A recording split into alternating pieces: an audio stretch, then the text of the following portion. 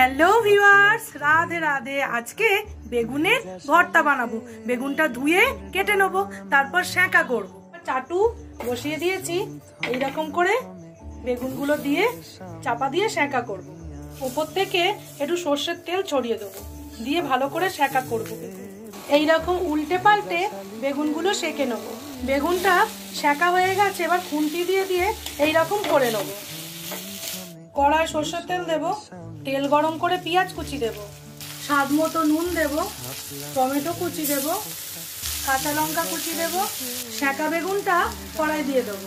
খুব সুন্দর করে বেগুনটা মিশিয়ে নেব।